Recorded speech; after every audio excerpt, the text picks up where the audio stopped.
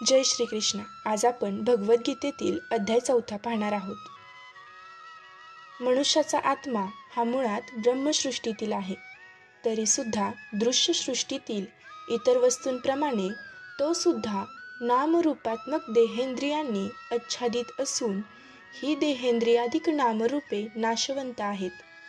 म्हणून या सर्वांतून नामरूपाच्या कचाट्यातून सुटून अमरत्व म्हणजेच आत्म्याशी एकरूपता कशी संपादन होईल अशी प्रत्येक मनुष्यास स्वाभाविक इच्छा असते.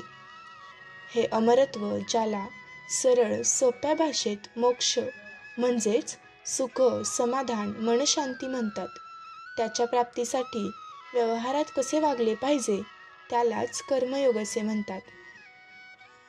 3ऱ्या अध्यायातील हाच विषय भगवान पुढे चालू ठेवतात. तर मग व्यवहारात कसे वागावे? भगवान म्हणतात, कर्मातील म्हणजेच संसाराबाबतची भीती प्रीती व क्रोध सोडून दे. मतपरायण हो, माझाच आश्रय घे. असे वागल्यामुळे तू माझे जन्म व कर्म दिव्य आहेत हे जाणू शकशील. कर्माचे दिव्यत्व कळले म्हणजेच कर्म करूनही त्याच्या फलभोगापासून अलिप्त राहायचे, अर्थात निष्काम कर्मतत्वाचे ज्ञान होते. ज्याप्रमाणे भाजून मग पेरलेले बी उगवत नाही, त्याचप्रमाणे निष्काम भावनेने केलेल्या कर्माचा लेप लागत नाही. भगवान म्हणतात, नमः कर्माणि लिंपंती. मला कर्माचा लेप लागत नाही, कारण माझी कर्मफलाच्या ठायी इच्छा नसते. भगवान म्हणतात की मला तू अशा प्रकारचा जाण. म्हणजे काय? तर त्याप्रमाणे वागण्याचा प्रयत्न कर. त्यासाठी तू कर्म अकर्म म्हणजेच कर्म करून न करणे व विकर्म म्हणजे विपरीत कर्म म्हणजे काय ते जाण. एक गोष्ट लक्षात ठेव, कर्माची गती गहन आहे. कोणत्याही कर्माचे बंधकत्व नाहीसे झाले म्हणजेच ते कर्म अकर्म झाले. अकर्म म्हणजेच कर्मशून्यता किंवा कर्मे न करणे असा त्याचा अर्थ नव्हे.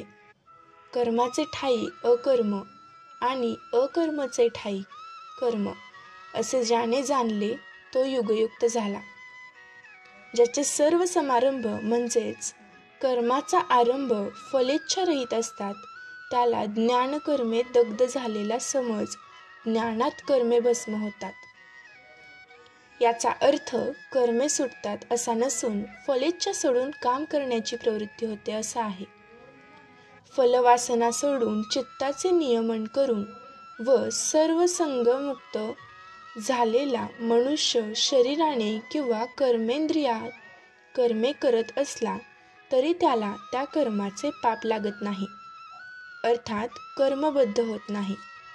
राग दशापासून मुक्त म्हणजे साम्य बुद्धी ज्ञानाचा ठिकाणी स्थिर चित्त झालेला केवळ यज्ञासाठी सर्व कर्म करणारा पुरुषाची सर्व कर्मे लाटल्या जातात, म्हणजे कर्मे करून अकर्म रूप होतात.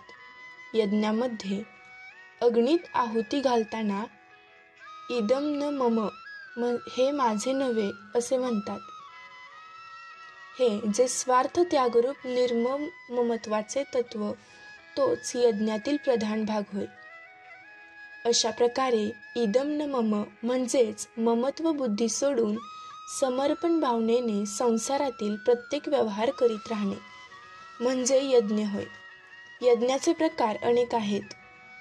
भगवत स्वरूपाचे ज्ञान करून घेऊन त्या ज्ञानाला अनुरूप अशा आचरणाने भगवत प्राप्ती करून घेणे या साधनास ज्ञानयज्ञ म्हणतात व हाच सर्वश्रेष्ठ यज्ञ होय. सर्व कर्माचे पर्यवसन ज्ञानानेच होते. सर्व भूते प्राणी मात्र आपल्या आणि आपण सर्व भूतांत असे जे सर्वभूत आत्मा ऐक्य ज्ञान ते प्राप्त झाल्यावर कुठलाही मोह होणार नाही. म्हणून खरे तर ज्ञानासारखे पवित्र या लोकी खरेखुरे दुसरे काही नाही. अशा ज्ञानानेच नाव साम्य बुद्धी सर्व कर्मा खिलप पार्थ ज्ञाने परिसमाप्तते. सर्व कर्माचा लय ज्ञानात होतो असा याचा अर्थ होतो. आणखी एक गोष्ट, कर्मे स्वतः बंधक नसून अज्ञानामुळे बंध उत्पन्न होतो. त्यासाठी अज्ञान सोडून दे. कुठलंही कर्म करताना त्या कर्माबद्दलच ज्ञान तुला असायला हवं. साम्य, बुद्धी, रूप, ज्ञान प्राप्त करून घेतल्याने आपोआपच अज्ञानाचा नाश होतो. उजेडासाठी, प्रकाशासाठी प्रयत्न करावा. प्रकाश आला की अंधार आपोआपच जातो. उजेडासाठी, प्रकाशासाठी, ज्ञानासाठी कर्मयोगाचा आश्रय घे व युद्धास तयार हो. अर्थात सांसारिक कर्मे करण्यास तयार हो.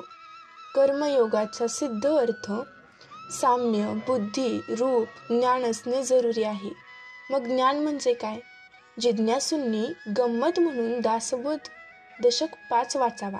दासबोध या ग्रंथात दिलेलं दशक 5 हा वाचावा. कल्पना करू शकतो किंवा त्याची कल्पना करू शकत नाही ते सर्व ज्ञान नव्हे असे समर्थ सांगतात. ज्या अवस्थेत प्रकृतीचा पारा संपतो, प्रकृतीचा डोलारा मावळतो आणि मी तू हा द्वैत भाव नाश पावतो त्याला ज्ञान म्हणतात. जेथे दृश्य प्रकृती सरे, पंचभूतीत उसरे, समद्वैत निवारे या नाव ज्ञान. ज्ञान म्हणजे प्रत्यक्ष परमात्मा स्वरूप होय. हे विश्व सृष्टी निर्माण होण्यापूर्वीची पूर्णावस्था म्हणजे ज्ञान. जय श्री कृष्ण.